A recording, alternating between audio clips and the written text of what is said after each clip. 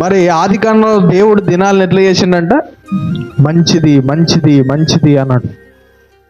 ఆది కాండంలో మంచిది అన్న ఆ దేవుడే మరలా ఒక ఆయనతోని పత్రిక రాయిస్తూ దినములు చెడ్డవి గనుక సమయమును పోనీయక సద్వినియోగం చేసుకును అని మాట్లాడుతున్నాడు. అంటే దినాలని మంచిగా చేసింది దేవుడే. మరి ఎందుకు దినములు చెడ్డవైనవి అని వాక్యం సెలవిస్తుంది? ఎందుకంటే దినములలో ఉన్న సమయాన్ని మనం సాతానుకి, అపవాదికి కేటాయించడం వల్ల, ఇవ్వడం వల్ల. అందుకే నేను రోజున నేను మాట్లాడినా, ఒక చెడ్డోనికి మంచి పదార్థం ఇస్తే దాన్ని ఏం చేస్తాడు? చెడ్డగా చేసేస్తాడు కదా. అలాగే దేవుడు మనకి మంచి ఆయుష్కాలాన్ని ఇస్తే ఈ ఆయుష్కాలాన్ని మనం అపవాది చేతిలో పెట్టి దినాలని ఎలా మార్చేసినామంటే చెడ్డవిగా మార్చేసిన.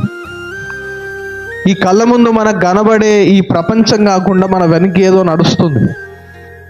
ఈ టైంని, మనకున్న సమయాన్ని, మనకున్న గంటలను, మనకున్న నిమిషాలని ఎవడో మనల్ని పెట్టుకొని వాడు ఉపయోగించుకుంటాం.